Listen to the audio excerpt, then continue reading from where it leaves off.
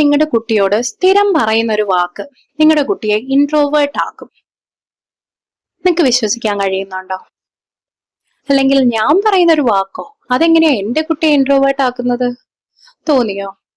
അതെ, നമ്മളെല്ലാവരും നമ്മുടെ ലൈഫിൽ നമ്മുടെ കുട്ടിയോട് ഒരിക്കലെങ്കിലും ഉപയോഗിച്ചിരിക്കുന്ന ഒരു വാക്ക്, അത് നമ്മുടെ കുട്ടികളുടെ ക്യാരക്ടർ ഡെവലപ്മെന്റിനെ, അവരുടെ സോഷ്യൽ ബിഹേവിയറിനെ, അവരുടെ പേഴ്സണാലിറ്റി ഡെവലപ്മെന്റിനെ ഇതിനെയെല്ലാം ബാധിക്കും. അയ്യേ. അതെ, ഈ ഒരു വാക്ക് അയ്യേ. നമ്മൾ നമ്മുടെ കുട്ടികളോട് പല പ്രാവശ്യം ഈ ഒരു വാക്ക് പറഞ്ഞിട്ടില്ലേ? പല പല സിറ്റുവേഷനിൽ പറഞ്ഞിട്ടില്ലേ? ഇന്ന് പോലും പറഞ്ഞില്ലേ? അതെ, ഈ ഒരു വാക്ക് നമ്മുടെ കുട്ടികളുടെ ക്യാരക്ടർ ഡെവലപ്മെന്റിനെ ഒരുപാട് ബാധിക്കുന്ന ഒരു കാര്യമാണ്. അപ്പൊ പിന്നെ നമ്മൾ എന്താ ചെയ്യുക അല്ലെ ഈ ഒരു വാക്ക് ഉപയോഗിക്കാതെ? അല്ലെങ്കിൽ എന്തിനാ നമ്മൾ ഈ വാക്ക് ഉപയോഗിക്കുന്നേ? നിങ്ങൾക്ക് തോന്നുന്നില്ലേ എന്തിനായിരിക്കും നമ്മൾ ഈ വാക്ക് ഉപയോഗിക്കുക? നമ്മുടെ കുട്ടികൾ ഒരു 1.5 വയസ്സ് മുതൽ ഒരു 3 വയസ്സ് വരെയുള്ള കുട്ടികൾ അവർ പല പല കാര്യങ്ങൾ അവരുടെ ലൈഫിൽ പുതിയതായിട്ട് പഠിക്കുകയാണ്, തനിയെ തനിയെ ചെയ്ത് പഠിക്കുകയാണ് അല്ലെ.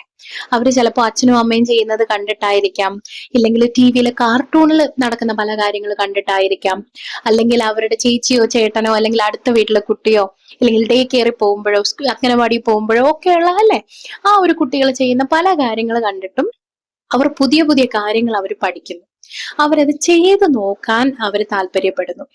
അങ്ങനെയുള്ള പല കാര്യങ്ങൾ ചെയ്യുമ്പോൾ അവർക്ക് തെറ്റുപറ്റും, അത് സ്വാഭാവികമാണ്. അവർ നടക്കാൻ പഠിച്ചത് പോലും അവർ വീണാണ്. അപ്പോ ഇങ്ങനെയുള്ള പല പുതിയ പുതിയ കാര്യങ്ങൾ അവർ ചെയ്യാൻ പഠിക്കുമ്പോൾ അവർക്ക് പറ്റുന്ന ചെറിയ ചെറിയ തെറ്റുകൾ, പക്ഷെ അത് കുറച്ച് മെസ്സി ഒക്കെ ആവുമ്പോഴത്തേക്കും നമ്മൾ അവരോട് പറയുന്ന ഒരു കാര്യമാണ് അല്ലെ, അയ്യേ ഇത് ഇങ്ങനെയാണോ ചെയ്യുന്നത്? അപ്പൊ നമ്മൾ ഇതിങ്ങനെ പറയുമ്പോ ഒന്നാമത്തെ കാര്യം അവർക്ക് ചിലപ്പോ ഈ അയ്യേ നമ്മൾ ഇതിങ്ങനെയൊക്കെ ചെയ്യുന്നു എന്ന് ചോദിക്കുന്ന ആ ഒരു വാക്കുകൾ അവർക്ക് മനസ്സിലായില്ലെങ്കിൽ പോലും നമ്മുടെ ഫേഷ്യൽ എക്സ്പ്രഷൻ അവർക്ക് മനസ്സിലാവും. കുഞ്ഞുങ്ങൾ ഭാഷ പഠിക്കുന്നതിന് വളരെ മുന്നേ തന്നെ അവർ ഈ ഫേഷ്യൽ എക്സ്പ്രഷൻ നന്നായിട്ട് മനസ്സിലാക്കാനും അതനുസരിച്ച് നമ്മൾ എങ്ങനെയാണ് അവരോട് റെസ്പോണ്ട് ചെയ്യുന്നത് അതനുസരിച്ചിട്ട് അവർ പെരുമാറാനും തുടങ്ങും. അവരങ്ങനെയാ പഠിക്കുന്നത്. അങ്ങനെയാണ് നമ്മൾ അവരോട് സ്നേഹം കാണിക്കുമ്പോൾ അവരത് സ്നേഹമാണെന്നും കെട്ടിപ്പിടിക്കുന്നതും ഉമ്മ വയ്ക്കുന്നതും അവർ പഠിക്കുന്നതും, അതുപോലെ നമ്മൾ വഴക്ക് പറയുമ്പോൾ അവർ പേടിക്കുന്നതും കരയുന്നതും ഒക്കെ ഭാഷ പഠിക്കുന്നതിന് മുന്നേ തന്നെ അവർ നമ്മുടെ ഫേഷ്യൽ എക്സ്പ്രഷൻസും നമ്മുടെ ബോഡി ലാംഗ്വേജും ഐഡന്റിഫൈ ചെയ്യുന്നത് കൊണ്ടിട്ടാണ്.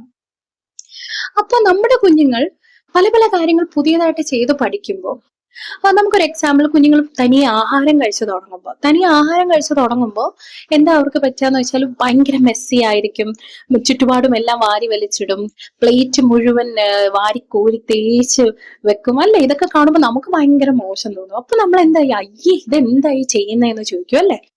അപ്പൊ കുഞ്ഞുങ്ങൾക്ക് പെട്ടെന്ന് അവർക്ക് എന്താ തോന്നുക, അവരെന്തോ തെറ്റ് ചെയ്തു എന്നുള്ള ഒരു കാര്യം അവർക്ക് തോന്നും. അപ്പൊ അത്തരത്തിൽ നമ്മൾ റെസ്പോൺസ് അവര് നന്നായിട്ട് ക്യാച്ച് ചെയ്യും. അപ്പൊ അത് അവര് മനഃപൂർവ്വം ക്യാച്ച് ചെയ്യുന്നതല്ല, അവരുടെ വളർച്ചയുടെ ഭാഗം അങ്ങനെയാണ്, അവരത് അങ്ങനെ മനസ്സിലാക്കും. ഇത് മാത്രമല്ല, കുഞ്ഞുങ്ങൾ ചിലപ്പോ ബെഡിൽ മൂത്രം ഒഴിക്കുമ്പോ നമ്മൾ എന്താ പറയാ, അയ്യേ ഇവിടെയൊക്കെ നാശമാക്കി, ഇങ്ങനെയാണോ ചെയ്യുന്നതെന്ന് പറഞ്ഞ് കുഞ്ഞു വഴക്ക് പറയും അല്ലെ. അല്ലെങ്കിൽ ചിലപ്പോ ഡ്രസ്സ് ഇടാതെയൊക്കെ കുഞ്ഞുങ്ങൾ നടക്കുമ്പോൾ, പ്രത്യേകിച്ച് ഗ്രാൻഡ് പാരന്റ്സ് ഒക്കെ അങ്ങനെയൊക്കെ പറയാറുണ്ടല്ലേ, അയ്യേ ഡ്രസ്സ് എവിടെ പോയി, അല്ലെങ്കിൽ അടുത്ത വീട്ടിലെ ആൾക്കാർ ചിലപ്പോ നമ്മുടെ കുഞ്ഞിനോട് പറയാറുണ്ട്, അയ്യേ ഡ്രസ്സ് എവിടെ പോയി, ഇത് മോശമല്ലേ, അയ്യേ ശേഷേ, ഇങ്ങനെയൊക്കെ പറയും അല്ലേ.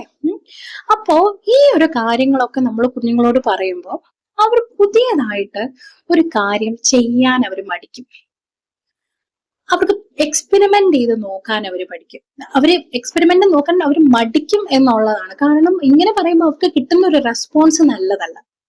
അതേസമയം അവർ ചിലപ്പോൾ എന്തെങ്കിലും കുത്തി വരയ്ക്കുമ്പോഴോ ഒക്കെ ആണെങ്കിൽ നമ്മൾ അവരോട് ചെന്നിട്ട് വളരെ സ്നേഹത്തോടെ, അത് വളരെ മോശമാണെങ്കിൽ പോലും ഇത്രയും ഇത് ചെയ്തോ, ഇങ്ങനെ കളർ ചെയ്തോ അല്ലെ, അങ്ങനെയൊക്കെ പറഞ്ഞൊരു സ്നേഹത്തോടെ നമ്മൾ അവരോട് സംസാരിക്കുമ്പോൾ അവർക്ക് എന്താണ് കുറച്ചുകൂടി എൻകറേജ്മെന്റ് അവർക്ക് കിട്ടുകയാണ് അല്ലെ, ഇത് പിന്നെയും ചെയ്യാനൊക്കെ ആയിട്ട്. പക്ഷെ മറ്റ് സിറ്റുവേഷനിൽ എന്ന് പറയുമ്പോൾ നമ്മൾ അവരോട് അയ്യേ എന്ന് പറഞ്ഞ് ചെയ്യുന്ന പല കാര്യങ്ങളും അവർക്ക് എന്താന്ന് വെച്ച് കഴിഞ്ഞാല് വളരെ മോശമായിട്ട് അവരെ അഫക്ട് ചെയ്യാൻ തുടങ്ങും. കാരണം അവര് പുതിയതായിട്ട് പല കാര്യങ്ങൾ പഠിച്ചു വരുമ്പോൾ അവരെ പുറകോട്ട് വലിക്കുന്ന ഒരു വാക്കായിരിക്കും നമ്മുടെ ഈ ഒരു റെസ്പോൺസ്. അങ്ങനെ വരുമ്പോൾ അവരെ പുതിയതായിട്ടൊന്നും ചെയ്യില്ല, അമ്മ തന്നെ ചെയ്തു തരും, ഇല്ലെങ്കിൽ അച്ഛൻ ചെയ്തു തരും എന്ന് പറഞ്ഞ് കൂടുതൽ അവർ പാരന്റുമായിട്ട് ഡിപ്പെൻഡ് ആയി വളരാനുള്ള സാധ്യത കൂടുതലാണ്. അത് അവർ ഈ 3 വയസ്സ് കഴിഞ്ഞാലും പിന്നീട് വളർന്നു വരുന്നവരെ ടീനേജിലേക്ക് എത്തിയാലും കൂടുതലും അച്ഛനെ ഡിപ്പെൻഡ് ചെയ്ത് അല്ലെങ്കിൽ അമ്മയെ ഡിപ്പെൻഡ് ചെയ്ത് തനിയെ പല കാര്യങ്ങൾ ചെയ്യാൻ മടിക്കുന്ന ഒരു കുഞ്ഞായിട്ട് മാറും. അപ്പൊ അതിന് കാരണക്കാർ നമ്മൾ തന്നെയാണ്. തീർച്ചയായിട്ടും നമ്മൾ ഇവിടെ ചെയ്യേണ്ട ഒരു കാര്യം എന്ന് പറയുന്നത്, നമ്മൾ കുഞ്ഞുങ്ങളെ തിരുത്തുമ്പോൾ ഒരിക്കലും അത് അവര് മോശമാണ് എന്ന് പറഞ്ഞല്ല നമ്മൾ അവരെ തിരുത്തേണ്ടത്. നമ്മൾ പ്രത്യേകിച്ച് നമ്മുടെ ഒരു ഫേഷ്യൽ എക്സ്പ്രഷൻസ്, നമ്മുടെ ബോഡി ലാംഗ്വേജ് ഒന്നും കുട്ടികൾക്കൊരു ത്രെട്ട് ആയിട്ട് തോന്നരുത്. അയ്യോ, അപ്പൊ അവർക്ക് ഏറ്റവും സേഫ് ആയിട്ടുള്ള ഒരു സ്പേസ് എന്ന് പറയുന്നത് നമ്മൾ പാരന്റ്സ് ആണ്. അപ്പൊ അവിടെ പോലും കുട്ടികൾക്ക് അങ്ങനെ ഒരു ത്രെട്ട് പോലെ അവർക്ക് ഫീൽ ചെയ്താൽ അവരുടെ മൈൻഡിൽ അല്ലെങ്കിൽ അവരുടെ ബ്രെയിനിൽ ഒരു പാറ്റേൺ രൂപപ്പെടും. ഈ പാറ്റേൺ അവരെ എന്ത് ചെയ്യാം, ചില പുതിയതായിട്ടുള്ള കാര്യങ്ങൾ ചെയ്യാനായിട്ട് അവരെ സമ്മതിക്കില്ല. കാരണം പുതിയതായിട്ട് കാര്യങ്ങൾ ചെയ്യുമ്പോൾ അവിടെ എന്തോ ഒരു ഡേഞ്ചർ ഉണ്ടാവുന്നു, ഒരു ഭയം എന്നുള്ള രീതിയിൽ അവർക്ക് മുന്നോട്ട് പോവേണ്ടി വരും. പക്ഷെ പഴയതുപോലെ ആരെങ്കിലും ഹെൽപ്പ് എടുത്ത് ചെയ്യുമ്പോൾ അല്ലെങ്കിൽ അമ്മ ചെയ്ത് തരുമ്പോൾ യെസ്, സേഫ് ആണ്. അപ്പൊ കാരണം നമ്മുടെ ബ്രെയിനിൽ ഒരു പാറ്റേൺ കണ്ടുപിടിക്കാനുള്ള ഒരു കാര്യമാണ് ഏറ്റവും കൂടുതലായിട്ടുള്ളത്. മറ്റു പുതിയതായിട്ടൊരു എക്സ്പെരിമെന്റൽ ചെയ്തൊരു ലേണിങ്ങിനപ്പുറം നമ്മുടെ ബ്രെയിൻ ഒരു പാറ്റേൺ കണ്ടുപിടിച്ച് അതിൽ തൃപ്തി അടയുക എന്നുള്ള ഒരു പാറ്റേൺ ആണ് നമ്മുടെ ബ്രെയിനിലുള്ളത്. അപ്പൊ ഇത്തരത്തിൽ നമ്മുടെ റെസ്പോൺസ് നമ്മൾ കുറച്ചൊന്ന് മാറ്റുകയാണെങ്കിൽ, ഇത്തരത്തിലുള്ള റെസ്പോൺസ് ഒക്കെ മാറ്റിയിട്ട് നമ്മൾ കുറച്ചുകൂടി കൺസ്ട്രക്റ്റീവ് ആയിട്ട്, ഇപ്പൊ കുഞ്ഞ് ബെഡിൽ മൂത്രം ഒഴിക്കുകയാണെങ്കിൽ അത് അയ്യോ കുഞ്ഞു ബെഡിൽ മൂത്രം ഒഴിച്ചോ, അത് സാരമില്ല, നമുക്കത് വാഷ് ചെയ്യാം, അമ്മ വാഷ് ചെയ്യാം, മോൻ ഇവിടെ നിൽക്കുവോ, അല്ലെങ്കിൽ മോന് നമുക്കിത് വാഷ് ചെയ്യണ്ടേ, നമ്മുടെ ഡ്രസ്സ് മാറ്റാം എന്നൊക്കെ പറഞ്ഞിട്ട് നമ്മൾ കുഞ്ഞിനെ അവരെ ഒന്ന് കൺസ്ട്രക്റ്റീവ് ആയിട്ട് എന്താ നമുക്ക് ഇനി ചെയ്യാൻ പറ്റുക എന്നുള്ളൊരു കാര്യം അവരോട് പറഞ്ഞ് മനസ്സിലാക്കിയാൽ ആദ്യത്തെ കുറച്ച് നാള് ബുദ്ധിമുട്ടായിരിക്കും. പക്ഷെ എങ്കിൽ പോലും കുഞ്ഞിനെ നമുക്ക് അവർ ചെയ്യുന്ന പല കാര്യങ്ങളും തനിയെ ചെയ്യിക്കാനുള്ള സ്റ്റെപ്സ് നമുക്ക് ഇങ്ങനെ എടുക്കാം. അപ്പൊ അങ്ങനെ വരുമ്പോൾ അവർക്ക് പുതിയ കാര്യങ്ങൾ ചെയ്യാൻ ഇഷ്ടമുണ്ടാവും, അവർ പുതിയ കാര്യങ്ങൾ ചെയ്തു പഠിക്കും, മറ്റ് കുട്ടികൾ ചെയ്യുന്നത് കണ്ടു പഠിക്കും ഒക്കെ വരും.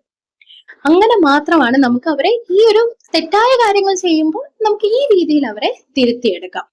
നമ്മൾ എപ്പോഴും ചിന്തിക്കേണ്ട ഒരു കാര്യമാണ്, നമ്മുടെ കുട്ടി എന്ന് പറയുമ്പോൾ നമ്മൾ മുതിർന്ന ഒരാളെ കാണുമ്പോൾ മുതിർന്ന ഒരാൾക്ക് കൊടുക്കുന്ന അതേ റെസ്പെക്റ്റും ഡിഗ്നിറ്റിയും നമ്മൾ ആ കുഞ്ഞ് ആൾക്കും കൊടുക്കണം. അവര് മറ്റൊരു ഇൻഡിവിജ്വൽ ആണ്. അവര് ചെറിയ പ്രായത്തിൽ തന്നെ അവരുടെ ആ ഒരു ഡിഗ്നിറ്റി നമ്മൾ മെയിൻറ്റെയിൻ ചെയ്യാൻ നോക്കണം. നമ്മളിപ്പോ അവര് ഡ്രസ്സ് ഇടാതെയൊക്കെ നിൽക്കുമ്പോൾ അയ്യേ എന്നൊക്കെ പറയുമ്പോൾ അവർക്ക് അതെന്തോ ഭയങ്കര മോശമായിട്ടുള്ള ഒരു കാര്യമാണ്, അവരുടെ ബോഡി എന്തോ മോശമാണ് എന്നൊക്കെയുള്ള ഒരു ചിന്ത അവർക്ക് വരാം. അപ്പൊ അത്തരത്തിലുള്ളൊരു ചിന്തയൊന്നും നമ്മുടെ കുട്ടികൾക്ക് വരാതെ നമുക്ക് അവരെ ഒരു ഇൻഡിവിജ്വൽ ആയി അവരുടെ ഒന്ന് റെസ്പെക്ട് ചെയ്ത് അവരുടെ ഡിഗ്നിറ്റി കീപ്പ് ചെയ്ത് നമുക്ക് അവരെ നല്ല പാരന്റിങ്ങിലൂടെ നല്ല ഇൻഡിവിജ്വൽ ആയിട്ട് മാറ്റാം.